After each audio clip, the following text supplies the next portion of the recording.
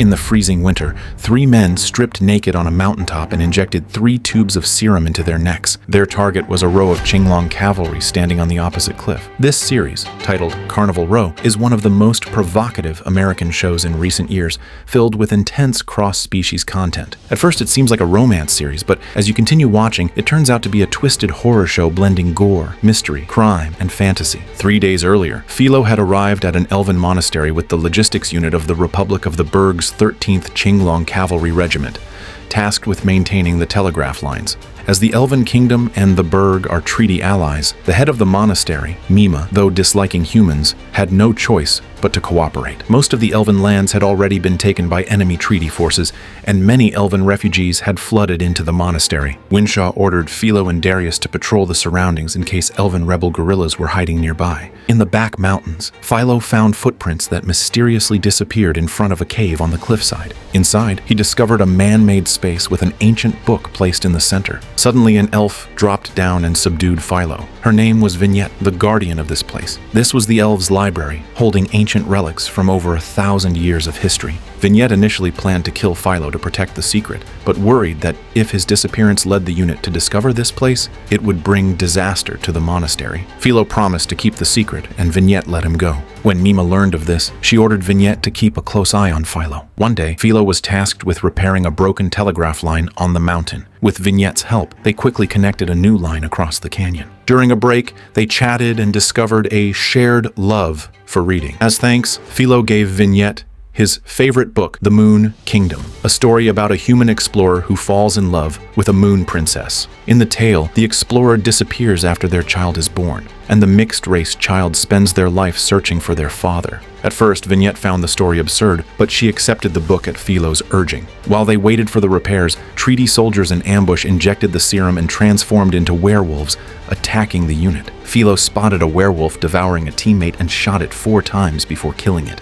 Then Philo was tackled by another creature near the cliff edge. At the critical moment, Vignette saved him. Darius climbed out of a ditch and told them he had killed another werewolf. Seeing the blood on Darius, Philo feared he'd been bitten, but Darius insisted it was the werewolf's blood. Back at camp, Philo reported the found syringes to Winshaw, explaining they contained a catalyst that let werewolves transform even without a full moon. What followed was a peaceful period, during which Philo and Vignette often discussed the Moon Kingdom, and Vignette even took him to the Elven archive. She showed him an ancient book with a story very similar to the Moon Kingdom, but this one featured a human and an elf. For some reason, Vignette felt differently about Philo compared to other humans. A few days later, a telegraph from the front lines reported heavy casualties and a shortage of blood. Winshaw planned to organize blood donations and ask the elves to help transport them. Upon hearing about the blood drive, Philo hid. He met Vignette in a secret cave, and their long, suppressed feelings finally erupted. After their intimacy, Vignette noticed scars on Philo's back, and he revealed his true origin.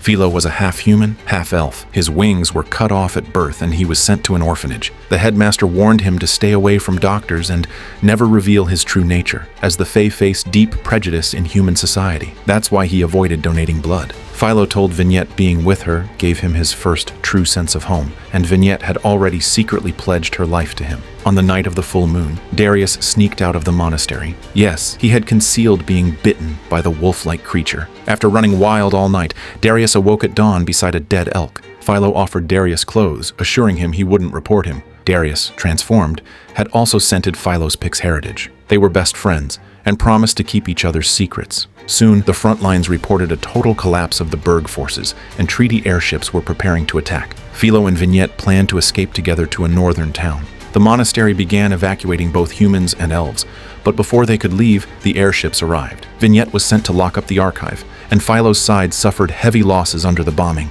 Elves had the advantage of flight and could escape, but it was much harder for humans. Knowing Vignette's nature, Philo feared she would risk her life to save him. He begged Mima to tell Vignette he had died in battle and to make her flee. Hearing of her lover's death, Vignette collapsed in anguish and was helped away by Mima. Philo and Darius managed to escape. 7 years later, in the Berg's mixed-species district of Carnival Row, Philo was now a police inspector. During a case, he and Vignette met again. Above a dark forest, barbed wire hung with countless elven corpses. This was once elven land, now occupied by the treaty forces.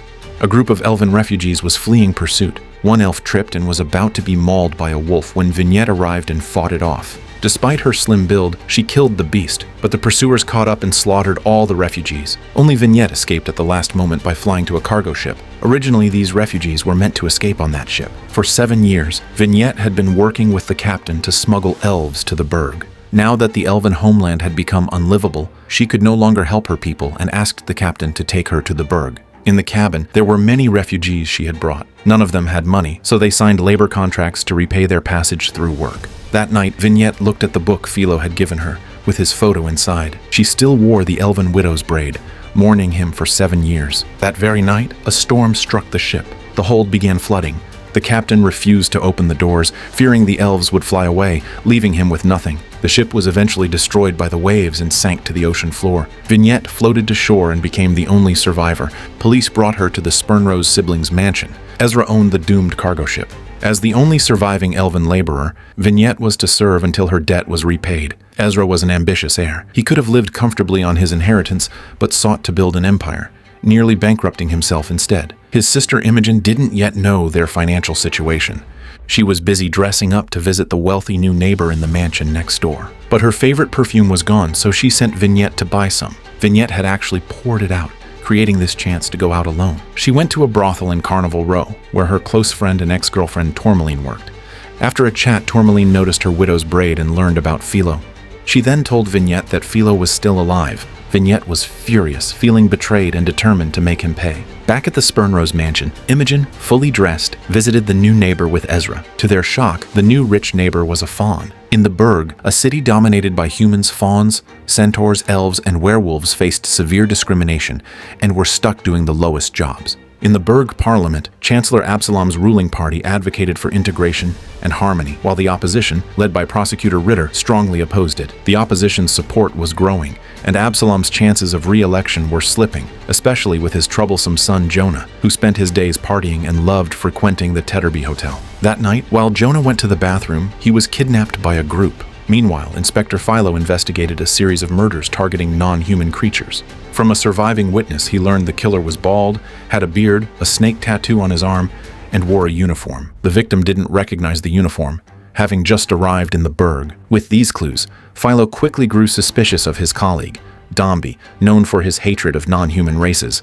Dombey's hateful remarks pushed Philo, a mixed-race man himself, to punch him in anger. Back at the rented house, still fuming, Philo took out his anger on the landlady Portia. It was clear Portia had feelings for Philo, but whenever she tried to take things further, she always sensed Philo pulling away. While Philo was sleeping, Vignette arrived with a knife, pressing the blade against his neck, but ultimately couldn't bring herself to strike, leaving full of hatred. The next day, Philo requested permission from Judge Flute to investigate Dombey, but Flute believed he shouldn't waste time and effort on some Fey murder case, let alone investigate his own colleague. Faced with such a Fey-prejudiced superior, Philo could only leave in frustration. Just then, he noticed a group of sailors being detained at the station, and suddenly realized that wearing a uniform didn't necessarily mean someone was a cop, and that the killer's attacks every 3 weeks matched a sailor shore leave cycle. Philo went to a bar popular with sailors, and there he spotted a bald man who fit the description. Pretending to be drunk, he spilled a drink on him and used the chance to roll up his sleeve, revealing a tattoo. Realizing he'd been exposed, the man took off running. Cornered, the man told Philo he had seen something from the darkness. They come from a dark place, and they haven't come alone. They've brought something with them. Something that'll be the end of us. I've seen it with my own eyes. Then he jumped off a building and ended his life. On the shore, the elf Aisling was singing while picking mushrooms, completely unaware that a tentacled creature in the sewer was watching her. She found the photo of Philo that Vignette had discarded and stared at it in a daze, when suddenly she sensed danger coming from the sewer. She turned to fly away, but it was too late. She was dragged into the sewer by the monster. The next day, a gutted corpse was dumped on the shore, so gruesome that even the seasoned officers vomited at the sight. Just after Philo had finished dealing with a serial killing case against Fae, another had already begun, and this time, the killer's methods were even more brutal. While searching the home of Aisling's parents, they found an old man hiding. His name was Runyon, a friend of the deceased. He had just arrived in the Berg to visit and didn't seem suspicious. Runyon told Philo that Aisling was once a famous singer in her youth and played a phonograph recording of her singing. Strangely, though he rarely listened to music, Philo felt an odd sense of familiarity with the song. Runyon said Aisling had once performed at a royal banquet when she was at the height of her fame in the Berg. With these leads, Philo told Runyon not to leave the Berg until the killer was found. The scene shifts to Vignette. At the Ezra siblings' home, she was learning how to be a proper servant from a fawn maid, a task that was nothing short of hellish for a former Elven warrior. That day, Imogen had invited the family lawyer to find a way to evict their new fawn neighbor, the wealthy Agreus. The lawyer said that after investigation, the fawn had legally purchased the property and likely couldn't be forced out. After the lawyer left, Imogen took Vignette for a walk in the park. As dark clouds loomed, Vignette forgot to bring an umbrella. Just after she left, heavy rain poured down. Dressed in her finest clothes, Imogen asked around for an umbrella, but no one helped her. Just then, an umbrella appeared over her head. The person holding it was none other than Agreus, the one she despised the most. Imogen's discriminatory words and attitude angered Agreus. He bluntly pointed out that her seductive perfume was cheap, enraging Imogen so much she ran home in the rain. At home, a drunken Ezra stared at the working Vignette with bad intentions. He grabbed her and tried to assault her. Vignette fought back, beat him up, and fled the house. Hearing the commotion, Imogen asked Ezra what happened. He lied, claiming he caught Vignette stealing money and was attacked when he intervened. Humiliated earlier that day, Imogen vowed to report Vignette to the police first thing in the morning. Vignette fled to find Tourmaline and said she wanted to work at the brothel to support herself. But Tourmaline immediately saw that Vignette wasn't cut out for this work and suggested she try joining the Black Raven. The Black Raven was an underground rebel fae group involved in smuggling and other forbidden activities in the Burg. When Vignette arrived at Black Raven, the leader Dahlia was executing a traitor. They bound the traitor's wings and threw him from a height to his death. Dahlia told Vignette that to join, she had to pass a challenge: steal the national flag from the police station. Meanwhile, since Flute refused to waste resources on a dead elven woman, going so far as to not even send a coroner, Philo had no choice but to ask a local fawn butcher in the district to examine the body. Puck, once a doctor, was happy to assist. Upon examining the body, he determined the elf was 90 years old, had given birth, her abdomen was slashed by a sharp blade or claws, and her liver was missing. Philo then visited his old comrade Darius in prison. Apparently, because of Philo, the army didn't execute Darius after discovering he was a werewolf, but locked him up instead. This plotline wasn't explored further in Season 1. After visiting Darius, Philo returned to the station and found Imogen filing a theft report against Vignette. To prevent Vignette from being declared a fugitive, Philo went to Ezra's house and paid him to buy her freedom. Imogen couldn't understand why a human would buy an elven girl's freedom, let alone why her brother would agree to it, especially since they weren't supposed to be short on money. Pressed by Imogen, Ezra finally confessed. Their father's fortune had long vanished in his failed business ventures. Now his only hope was to mortgage the house, take a loan, and buy another ship to keep trafficking fae. Imogen was furious. She refused to mortgage the house. It was their last symbol of respectability, and she had absolutely no faith in her brother's business abilities. But they truly needed money to make a comeback. Imogen thought of Agreus, who was eager to join high society. She proposed that they help Agreus integrate socially, and in return, he could invest in Ezra's ship, so they invited Agreus over for tea the next day. Meanwhile, a fae priestess found Philo and asked to perform a cleansing ritual on Isling's body. During the ritual, she told Philo that Isling was a devout believer who prayed every week for someone at the monastery. She used divination and sensed that Isling was killed by a terrifying creature born from a dark summoning spell. At that moment, Vignette and Tourmaline were at the police station to complete Vignette's Black Raven initiation. Tourmaline distracted the guards while Vignette flew into the hall. Just as she was about to succeed, her wings stirred up wind that caught the attention of the police. In panic, Vignette fled into Philo's office. Philo immediately realized she was trying to join the Black Raven and urged her not to act rashly.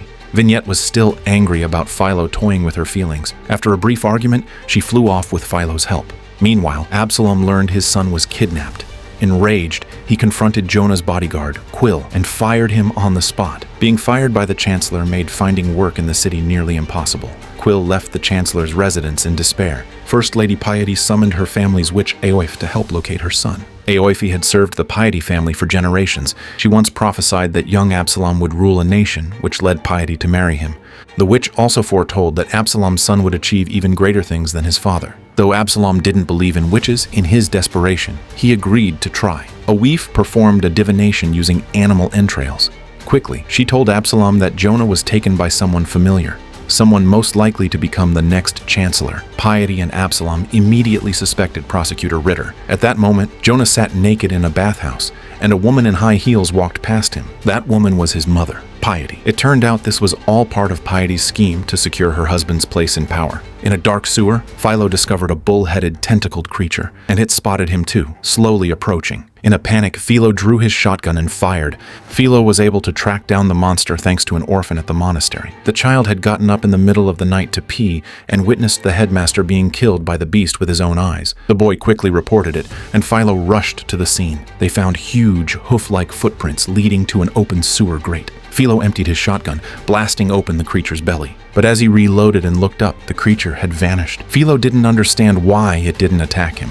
On the ground, he found a fresh human liver, likely belonging to the orphanage headmaster Finch. Because the victim this time was human, the police took it seriously. Dr. Morange, the coroner, handled the autopsy. Coincidentally, Finch was the one who took Philo in as a child. Just like the previous victim Aisling, Finch was also disemboweled and had his liver removed. As for why the killer wanted human livers, neither Philo nor Dr. Morange had any clue. Philo went to Mima to ask why both victims had their livers taken. Mima told him that in ancient Elven legends, there's a very dark creature called a Darkasher. It's a flesh puppet made from the limbs of the dead, given new life and a new purpose. Philo clearly didn't believe her. Mima told him to visit a seer, who would prove she was telling the truth. As Philo was on his way to see the seer with a dead fish in hand, he ran into Vignette by chance. He approached her to explain why he had lied to her back then. But this time, Philo still failed to win her back, and their conversation was seen by a member of the Black Raven. Philo brought a dead fish and a dead mole to visit the witch and asked her to create a Darkasher. Upon hearing Philo's request, a wife stated it wasn't that easy. A Darkasher needed a master bound to it, and as long as the master lived, it was immortal. Creating a Darkasher required something vital from the master. Saying this, a wife rendered Philo unconscious. After trembling through a vivid dream, Philo awoke, feeling weak. He warned Awifa she would pay dearly if she deceived him. After returning, Vignette was accused by Dahlia of being an accomplice to the last traitor.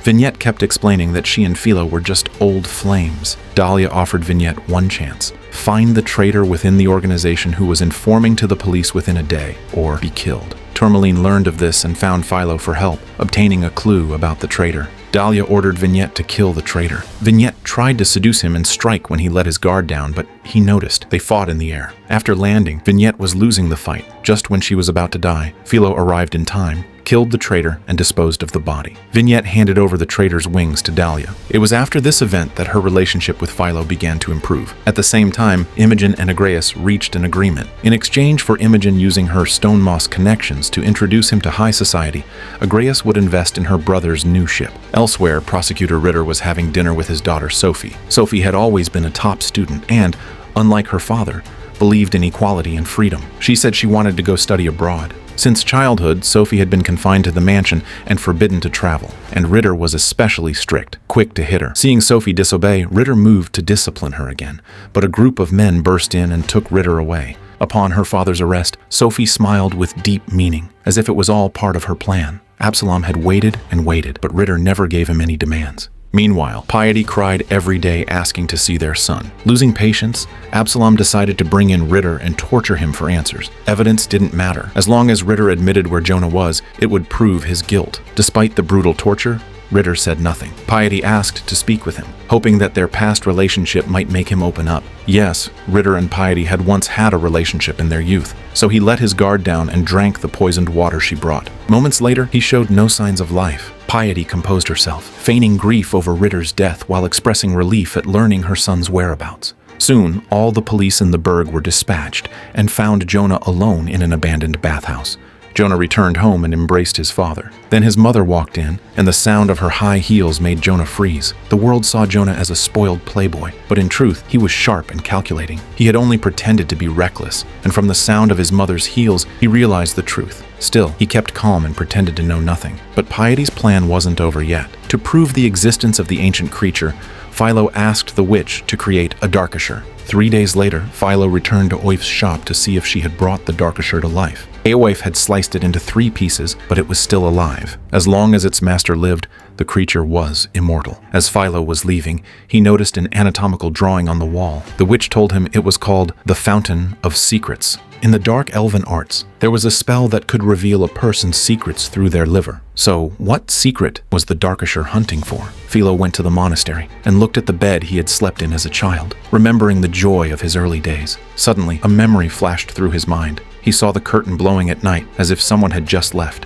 Philo found his old teacher Thorn and asked if Finch had any secrets. As expected, he learned Finch visited the Tetterby Hotel every week on his day off. Philo went to the brothel to ask Madame Moira. At first, she refused to share anything to protect her clients, but when she learned Finch had died in a serial murder case, she realized how serious it was. She told Philo that Finch always booked the same room and requested 2 women. In truth, this was just a cover. He was meeting his real lover in secret. In that room, Philo saw Dr. Morange. It turned out Finch and Morange were a couple. Due to social pressure, they had to keep their relationship hidden. Philo couldn't help but admire Morange's composure. He had shown no emotion while performing the autopsy on his lover. From Morange, Philo also learned that Finch and Aisling had been close friends 20 years ago, so the monster wasn't killing at random, but the exact link between the victims was still unclear. After Jonah's rescue, Absalom forbade him from going to Carnival Row again and warned, "You're destined to surpass me. Study hard and don't waste your life." After dinner, Jonah's tutor took him to observe a parliamentary session. Because of Ritter's death, his daughter Sophie temporarily replaced him.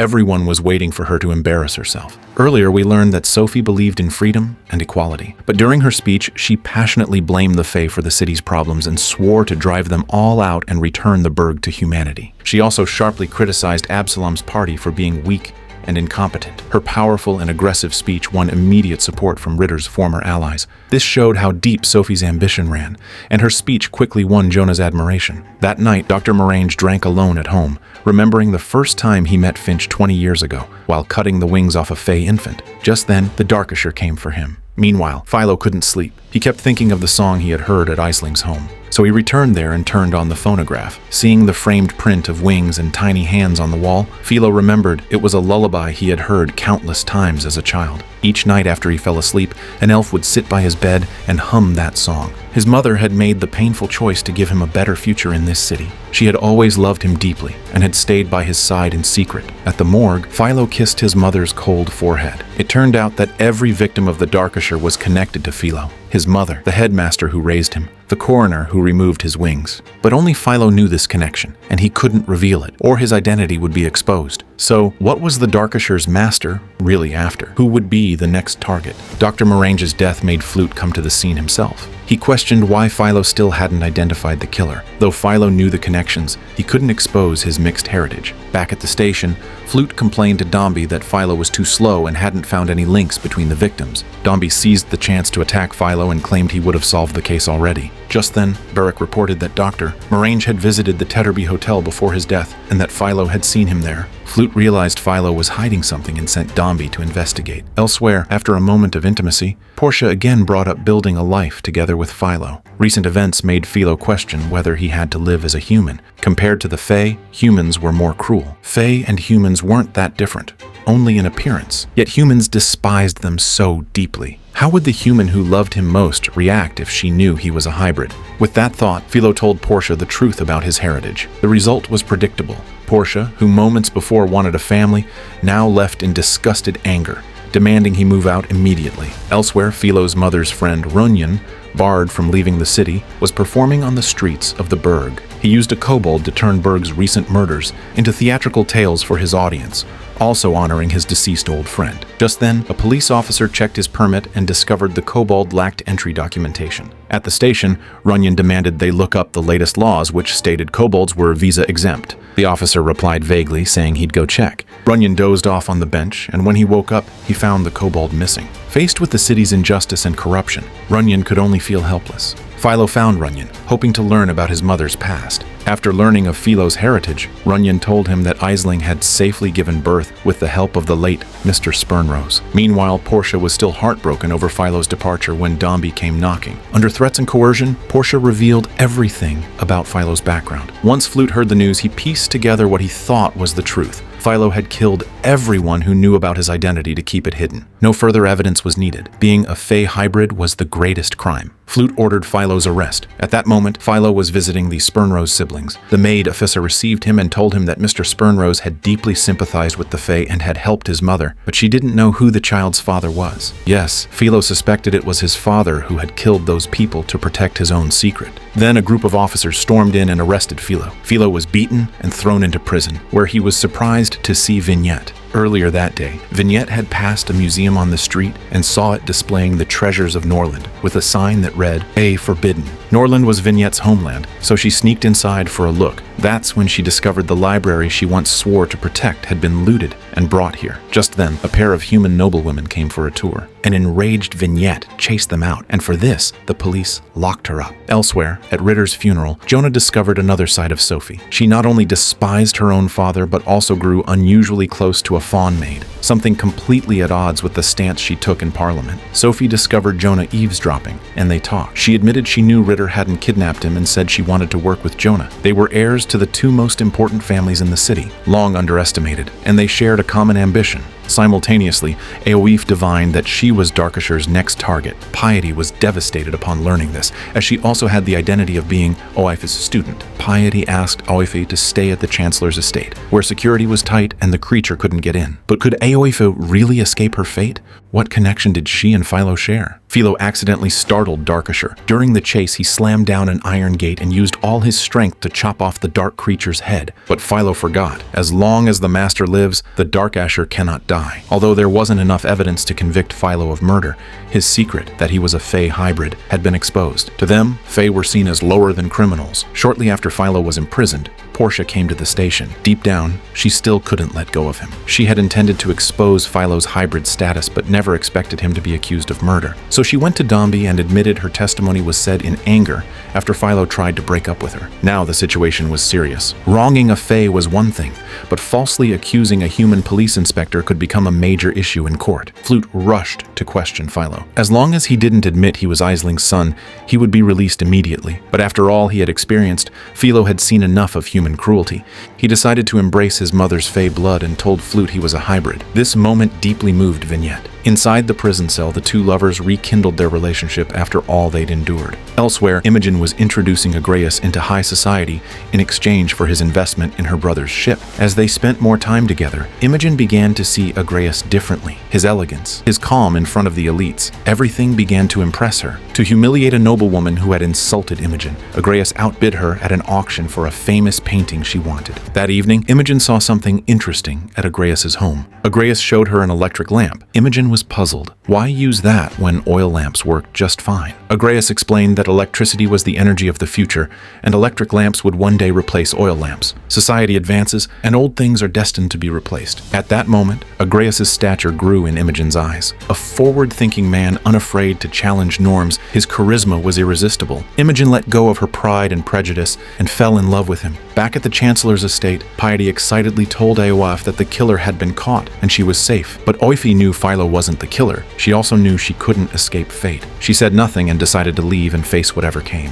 Meanwhile, Runyon was preparing to leave this biased city. At the station, he ran into an old university classmate. The classmate was surprised that such a brilliant scholar like Runyon had fallen so low and recommended a job, teaching history to Jonah at the Chancellery. Jonah was busy on a date with Sophie. Sophie hoped one day Jonah would enter politics and work with her. Jonah said he just wanted to enjoy life and had no interest in politics. Sophie asked him to think it over. Their union would represent the joining of the two most powerful families in the burg. Back home, Jonah met Runyon for their first class. Just by looking at Runyon's dirty shoes, Jonah knew he was living a hard life. He told him he didn't want to study. As long as Runyon showed up every day and told his father he was attending lessons, Jonah would pay him double. Then he got ready to head out. But Runyon was different from other tutors. He didn't care about being poor, wasn't controlled by material things, and stood firm in his principles. Jonah didn't get angry. He admired Runyon's response. While Philo and Vignette were being affectionate in their cell, a group entered and seized Philo. He was blindfolded and dragged into a carriage, taken to an abandoned building. When the hood was removed, the man in front of him was Absalom, Chancellor of the Republic of the Burg. Philo's true parentage was finally revealed. Years ago, when Absalom was still a poor young man, he fell in love with Aisling. Aisling rejected many suitors and chose him. Later, as Absalom's career soared, his father threatened Aisling's life for the sake of his political future and tore them apart. Aisling gave birth to Philo in secret. When Philo was arrested and his execution papers were prepared, Absalom saw Aisling listed as the first victim. It was only then that he realized Aisling had given birth to his son. From this meeting, Absalom realized Philo wasn't the killer. Philo also understood that the killer's real target was Absalom's son. Not knowing who it was, they killed everyone connected to uncover the truth. Absalom agreed to Philo's request to release Vignette and told him to lay low for a while. He would return to sign the release papers and then arrange for the two of them to leave the city together. Absalom liked Philo, but he knew that only by leaving could Philo find happiness. Back at the estate, Piety summoned Jonah. She had learned from the coachman about his relationship with Sophie and ordered him to stay away from her. Jonah was confused. He wasn't allowed to see prostitutes, and now he couldn't fall in love either. Piety had no choice but to reveal the truth. Sophie was his half-sister. At the same time, Oif, knowing her end had come, drank a glass of blue liquid and waited for the Darkasher to take her life. Absalom returned to his office and had his subordinate summon Flute to see him, immediately starting to draft the documents for Vignette's release. Just then, Quill, dressed in a uniform, broke through the door and repeatedly stabbed Absalom with a knife. After being fired, Quill had been taken in by a Fawn resistance group, where he was brainwashed and ordered to assassinate the Chancellor. Using his experience working at the Chancellery, he managed to infiltrate it. The leader of this group was brewing a major plan to completely change the status of the Fawn. However, Absalom survived the attack, clinging to life, and was saved by the doctors. At this moment, Jonah was with Sophie, telling her he wanted to break up. Surprisingly, Sophie had known they were siblings before their intimate relationship, and she didn't care. In their family lineage, this wasn't strange. Only the alliance of the powerful was the best way for authority to be born. In ancient Egypt, many pharaohs married relatives to consolidate power. Seeing Jonah was still hesitant, Sophie wrote him a note, saying it was a suggestion and hoping he would consider it carefully. Then a servant entered to report the news of the Chancellor's assassination. The recent events weighed heavily on Jonah, and he showed little concern upon hearing about his father's attack. Jonah now felt his father had always indulged his frivolous behavior precisely because he never saw him as the heir. Jonah believed his father must have known about his mother's deeds, known Sophie's identity, and surely suspected whether Jonah was his biological son. Absalom was deeply saddened by Jonah's misunderstanding. He had once considered that question, but ultimately firmly believed Jonah was his son and saw him as his heir. However, Jonah no longer cared what he said and left the room. Meanwhile, Philo was waiting at the Tetterby Hotel for Vignette's release when suddenly news arrived that Oifa had been found dead. Because the Tetterby Hotel was close to Oif's home, Philo got there before the police and discovered Oif,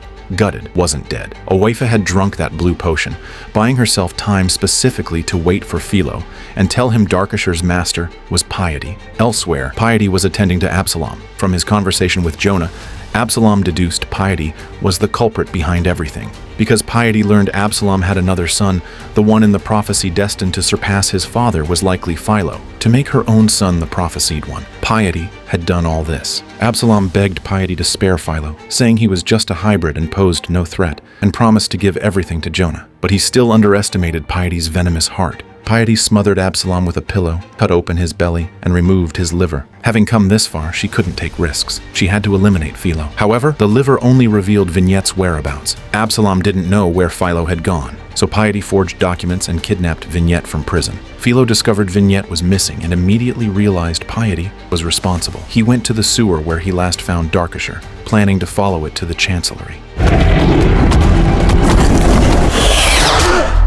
News of Absalom's death soon broke, and his staff immediately suspected Piety, since she was the last person to enter the room. Jonah immediately ordered Piety's arrest. Meanwhile, in the tunnels, Philo tricked Darkasher and chopped off its head. He then found the laboratory where Vignette was imprisoned. Piety told Philo it was all because of Isling's blackmail letter. Just then, the revived Darkasher attacked Philo. Just as Philo's life hung by a thread, Vignette broke free of her restraints and stabbed Piety to death. After the Chancellor's death, Jonah assumed the position until the next election. At a meeting in the Chancellery, he ordered the blockade of Carnival Row and the pursuit of the Fawn organization. After the meeting, Jonah found a blackmail letter from Aisling to Piety in Piety's room. Knowing his teacher Runyon was an old acquaintance of Aisling's, he showed him the letter. Runyon looked at it and firmly said it absolutely wasn't written by Aisling, because he knew her writing style and tone. Vignette and Philo prepared to leave this troubled place, but at the docks, they were told the government had ordered Carnival Row blockaded. No Fae could leave. However, Philo, being human, didn't have to enter. At this point,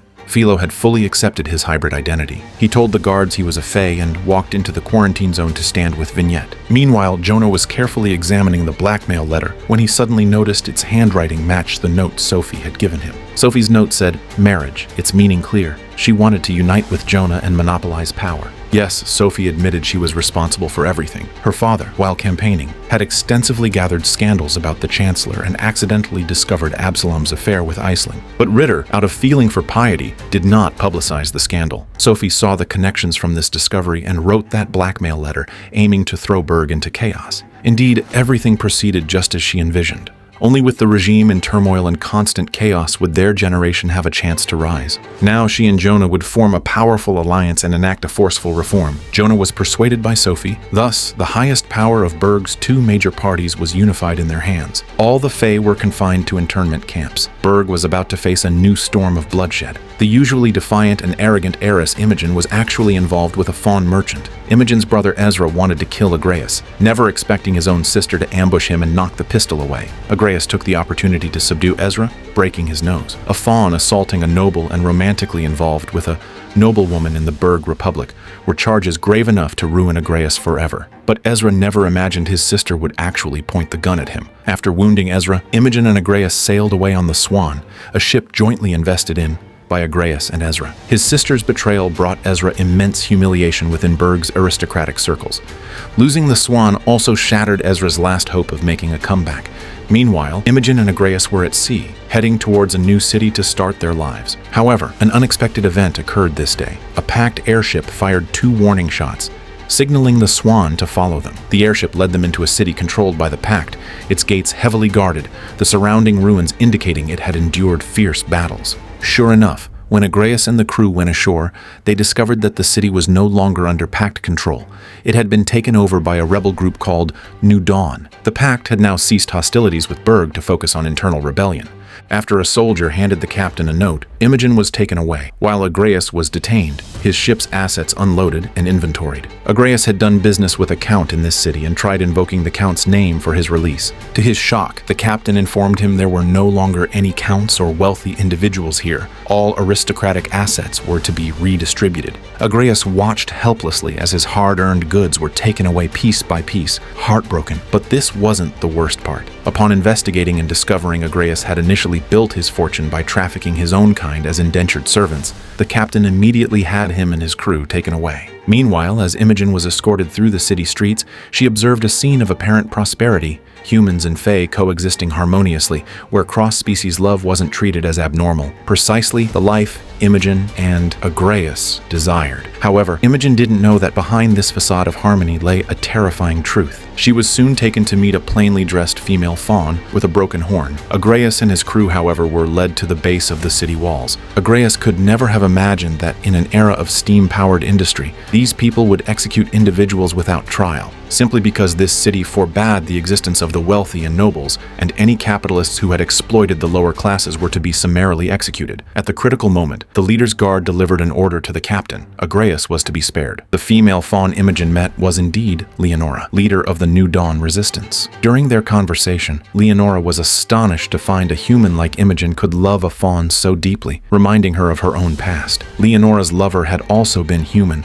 Societal judgment tore them apart, a key reason for founding the resistance. Leonora arranged a place for them to live and invited them to stay, an invitation they couldn't refuse. The next day, a man claiming to be the district supervisor took them to work, where everyone, regardless of status, had to labor for food. Even under such circumstances, Agreus wore a suit and refused to shed his noble identity. Agreus removed his suit jacket intending to do 2 jobs, telling Imogen, who had never worked before, to sit aside. But come lunchtime, those who hadn't worked received no food. The pampered Imogen had to swallow her pride and work diligently. After work each day, they returned home to a simple, happy existence. Yet Agreus struggled to accept this life. His exceptional talent and ability meant rebuilding his fortune was only a matter of time, even without assets. Under New Dawn's system, however, he was doomed to be a laborer forever. Influenced by Leonora, Imogen grew to love this life. For Imogen, being with Agreus mattered more than being a noble lady. But soon, the choice would be taken from them. Leonora received secret intelligence brought by a Bergish noble from a chancellery banquet. The Pact was visiting Berg. They were negotiating arms purchases to fight New Dawn.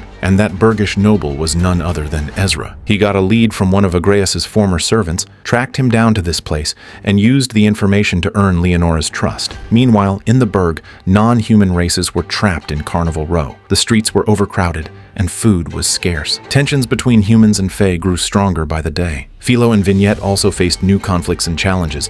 It all started with an execution. 4 fauns were convicted of conspiring to assassinate the former chancellor. Behind them was a leader known as the Shadow, who had orchestrated it all. But the 4 fauns were just scapegoats. The new chancellor, Jonah, addressed the angry crowd. Absalom had strived to build a society where Fae and humans coexisted harmoniously, granting Fae unprecedented freedom and status, yet was repaid with betrayal, proving his approach wrong. Jonah declared a new era of harsh crackdowns on the Fae, confining them to Carnival Row until the Shadow Organization was eradicated. With that, the 4 fawns were executed. Jonah's impassioned speech garnered unprecedented public support. The mastermind behind this speech was Sophie. But why was she fueling conflict between humans and Fae? A shocking conspiracy lay behind it. Meanwhile, Philo was fighting 3 Fae in a black market boxing ring. After winning, he refused payment from the black market dealer boss, instead asking him to help rescue someone, Darius, who had been turned into a werewolf. With all of Berg's Fae now confined to Carnival Row, the crowded, filthy conditions allowed the Black Plague to spread among the Elven folk.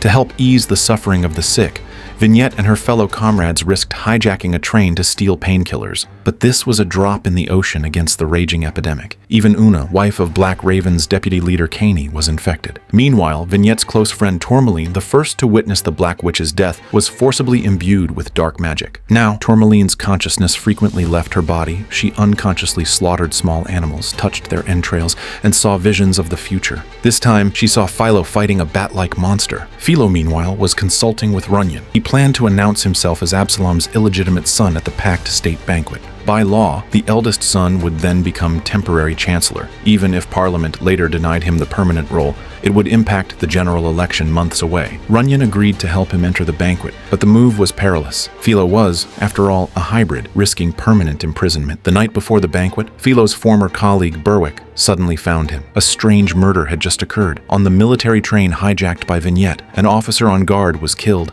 and his body was found hanging high up on a pole. All the police suspected the Black Raven Fae were behind it, but Berwick felt something was off. If it were the Fae, why leave such an obvious clue to invite suspicion? He hoped Philo could help him investigate and find the truth. The Pact ambassador arrived as scheduled the next day. It was at this banquet that Ezra learned the Pact was seeking to purchase weapons to fight New Dawn. The Pact's advantages were their airships and the serum that catalyzed werewolf transformations, while Berg's strengths were its industrial level and weapons manufacturing. During the banquet, just as Philo prepared to make his announcement, something unexpected happened. Black Raven leader Dahlia, along with Caney and his wife Una, stormed into the banquet hall. Their aim was to show the government and dignitaries the Black Plague ravaging Carnival Row, hoping Una's pitiful state would sway public opinion and force the government to open Carnival Row. However, the unexpected occurred. Dombey, the police officer most prejudiced against Fae, shot and killed Una. Chaos erupted, and the Fae fled in all directions. At the same time, Tourmaline once again lost consciousness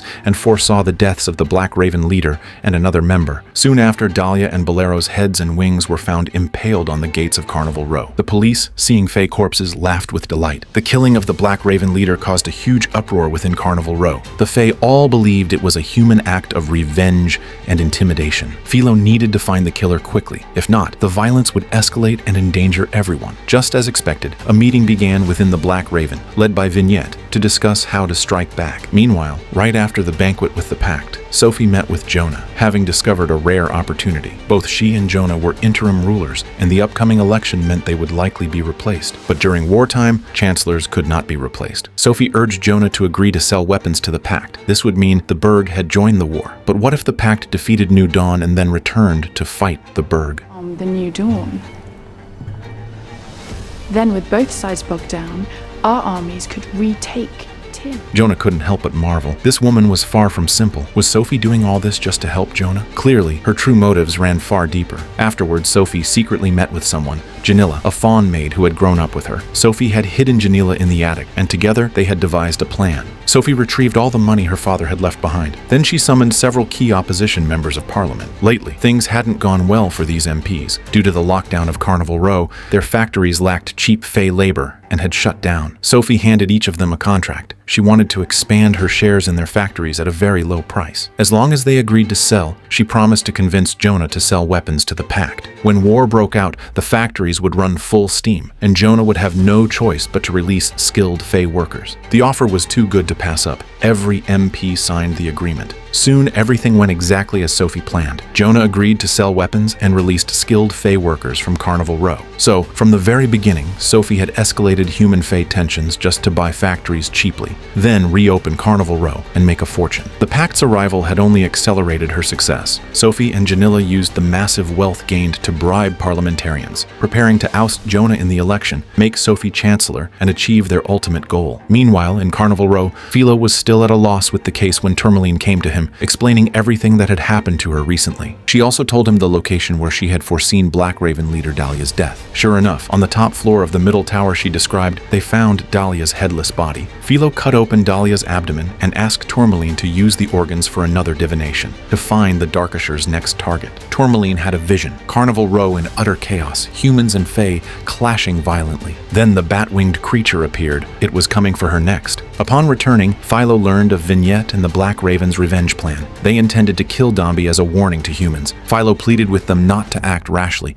He was close to uncovering the real killer. But Vignette and the others believed Philo had chosen the human side. Philo knew that if they killed Dombey, Carnival Row would descend into the future Tourmaline had foreseen. So he secretly took Darius and went to Dombey's house. Dombey was confused. He couldn't believe his enemy had come to protect him, but there was no time to argue. Vignette and Kane had already arrived at the door. Philo and Darius risked everything to protect Dombey, managing to escort him all the way to the station, fighting Kane fiercely. Before the police arrived, Vignette flew off in anger, but it was too late. Dombey now knew Vignette had tried to kill him. Just as Philo had warned, human officers wouldn't show mercy when threatened. They would only retaliate more viciously. Police began violently cracking down in Carnival Row, searching for Vignette. Seeing her fellow Fae being beaten and hunted, Vignette bravely stepped forward and turned herself in. Meanwhile, another woman was about to face trouble. Nigel handed Jonah a file. It contained evidence that Sophie had deliberately stirred chaos to buy factory shares at low prices and then used the profits to bribe Parliament.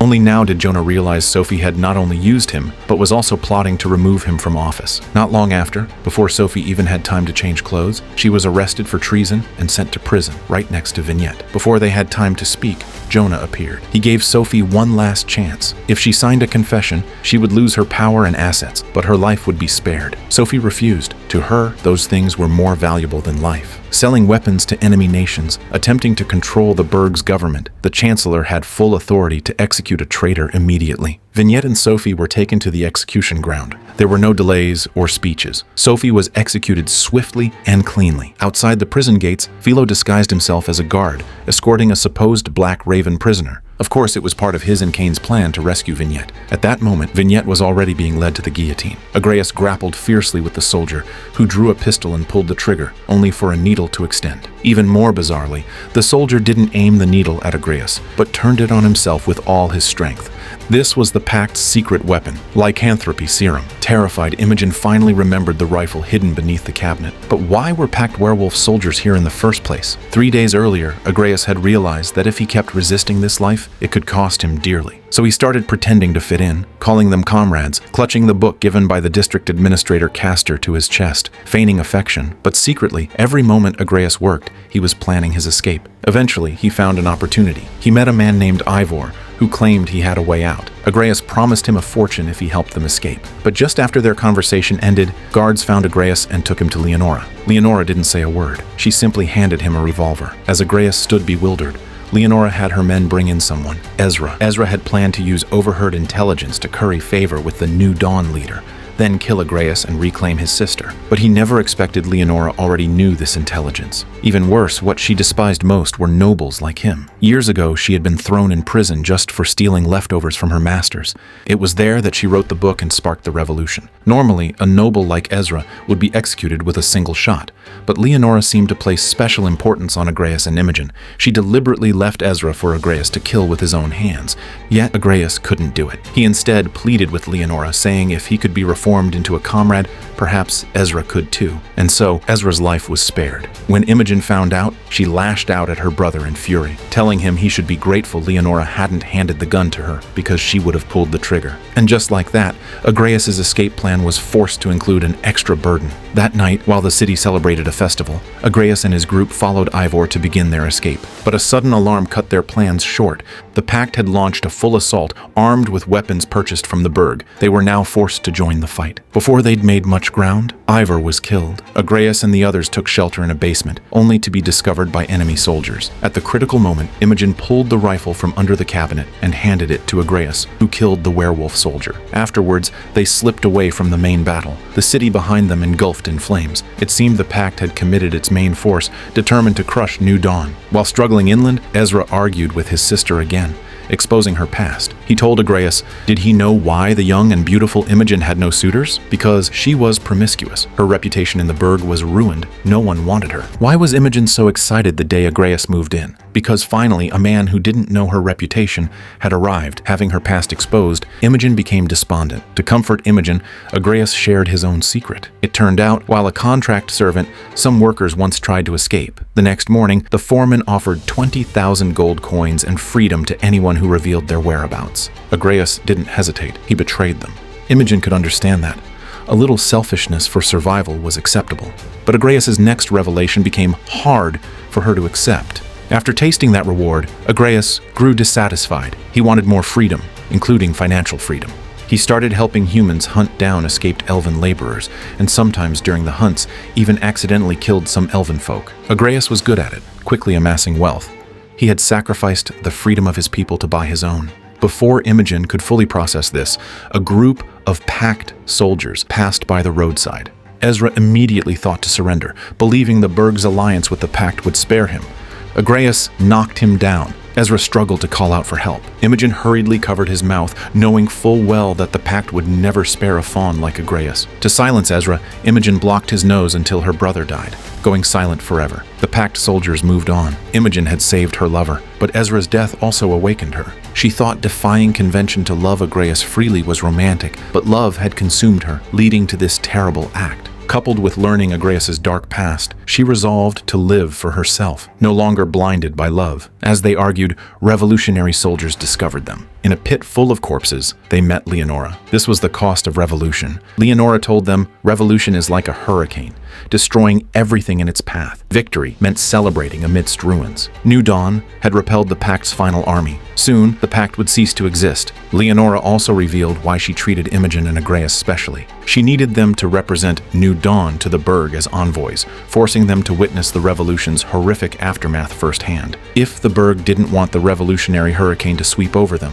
they must agree to a peace treaty with New Dawn. This meant the burg had to recognize their government. Soon, Imogen and Agreus were sent back to the burg as envoys. The burg council sent Runyon and 2 other ministers to meet them outside the official residence as they represented an unrecognized government. After hearing the peace terms Imogen conveyed, including halting weapon supplies to the Pact, the 2 ministers felt the council would never agree. But Imogen demanded to exercise her right. Leonora chose Imogen as envoy because burg law granted nobles the right to propose and vote on issues concerning national security before the council. Having witnessed the revolution's horrors, Imogen naturally didn't want her homeland to suffer the same. Meanwhile, news arrived from Carnival Row. The Pact had withdrawn its troops from the Fey homeland Turnanok due to the war with New Dawn. This meant Turnanok was liberated, and Philo was planning how to help the Fey return home. A group of Fey flew towards the docks carrying incendiary devices. Many fawns waited there to board ships back to Turnanok. Learning the Pact abandoned Turnanok, Philo immediately arranged a meeting with Runyon under the pretense of investigating Sparas. Philo hoped Runyon could persuade the Parliament to arrange cargo ships to send the Fey back to Turnanok. Runyon soon succeeded in persuading the council. The Fey were ecstatic to return home, including Vignette. Vignette resolved to leave the Black Raven. All she wanted now was a quiet life, but she never imagined the Black Raven would ally with Sparas, destroying their hope of returning home. Philo's friend Berwick, one of the country's few just policemen, was brutally murdered by Sparas right before Philo's eyes. Seeing his friend's remains and the brutal aftermath of the fight, Philo, who had avoided investigating Sparas, changed his mind. While clearing the battlefield, they found many bodies of Burg Marines. Philo instantly understood. That night, Runyon arrived at the scene and looked sadly at the corpses of the soldiers. Philo appeared behind him. It turned out that these soldiers had been hiding in cargo ships, meant to serve as the vanguard to attack Turnanok. The Burg Parliament believed this was the perfect opportunity to reclaim Turnanok. Turnanok was originally a colony of the Burg, and the reason Runyon had been able to quickly get approval for 2 cargo ships was because of this plan. This was a move born of desperation. As compared to the current colony of Carnival Row, Turnanok offered far superior conditions. They suspected that Sparas had been intentionally fueling conflict between Fey and humans. who benefits most from such consequences. Adding to this, the New Dawn had just sent envoys to the Burg when this incident occurred, leading them to conclude the attack was undoubtedly linked to the New Dawn. Elsewhere, a furious Vignette confronted Caney, questioning why he had ruined the Fae's chance to return home. During the struggle, Vignette is knocked unconscious and bound. Leonora has also surprisingly arrived in the Burg. They revealed the truth of the so-called plan to send the Fae home. Now the Black Raven and Leonora are collaborating, aiming to liberate Carnival Row. They also have a powerful ally, Sparas. They hope Vignette will join their cause. Under Leonora's persistent persuasion, Vignette begins to waver. The scene shifts to Imogen, who is furious upon learning of the harbor attack. She accuses the New Dawn of deception, having promised to discuss a peace treaty, and refuses to speak before the council again. At that very moment, Runyon bursts in with police officers and arrests them for treason and murder. Imogen warns Runyon of the New Dawn's brutality, suggesting they might launch terror attacks to force the Burg to recognize their regime. Agreus implores Castor to contact comrades hidden in Carnival Row to halt the attacks, hoping to gain the Burg Council's trust. After careful consideration, Castor agrees and writes a coded message for Agreus. Arriving in Carnival Row, Agreus is quickly taken to Leonora by the Black Raven. However, upon reading the message, Leonora immediately orders Agreus to be tied up. The code's true meaning wasn't a ceasefire at all.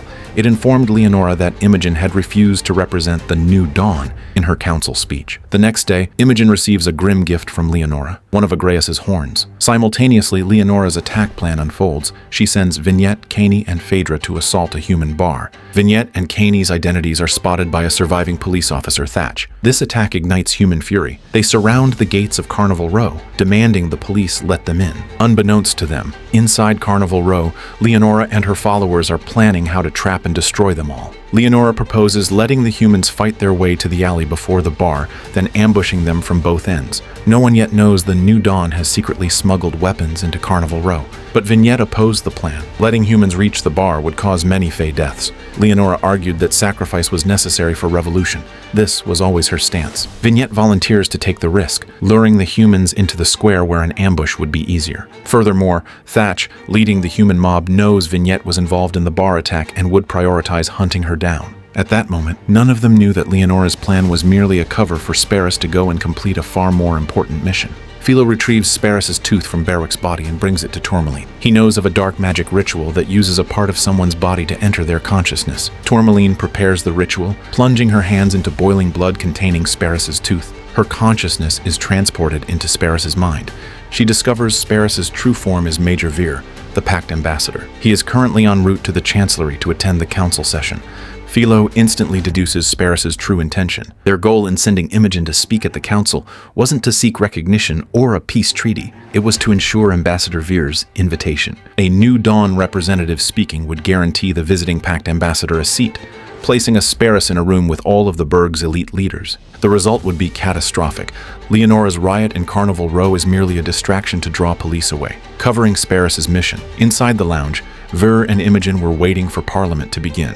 Outside Carnival Row, Thatch and the furious mob force the police to open the gates. Vignette successfully draws Thatch's attention, leading all the humans into the square. Simultaneously, just before the council begins, Philo reaches the antechamber, finds Runyon, and urgently tells him Veer is Sparas, demanding all guards be summoned immediately. But the terror in Runyon's eyes alerts Veer that his cover is blown. Transforming instantly, Veer ignores Philo and charges towards the council chamber doors. Philo dashes through another entrance into the chamber just in time, blocking Sparas, who is moments from bursting in. Panicked counselors slam the doors shut. Unable to enter, Sparas turns his fury on Philo. At the critical moment, Tourmaline remotely accesses Sparas's mind to assist. Sparas quickly realizes he must kill the caster first and flies off towards Tourmaline's location. Meanwhile, Vignette hides in the square, awaiting Leonora's signal to attack. Seeing Sparas fly overhead, she remembers Tourmaline's plan to help Philo. She realizes Sparas is likely heading for Tourmaline, but Caney stops Vignette, fearing her departure might lead the humans away from the square. They were discovered during the argument. Leonora, watching from above, aimed her gun at Vignette. Hearing the gunshot, all the hidden rebels attack the humans in the square. Sparas reaches Tourmaline. In the desperate moment, Darius rushes in, only to be thrown out by Sparas moments later. Tourmaline continues her spell, struggling to hold on, when Vignette arrives just in time wielding a torch. But Sparas is not so easily vanquished by a mere flame. Philo arrives at the critical moment. immediately seized by Sparas, but ultimately Philo prevails.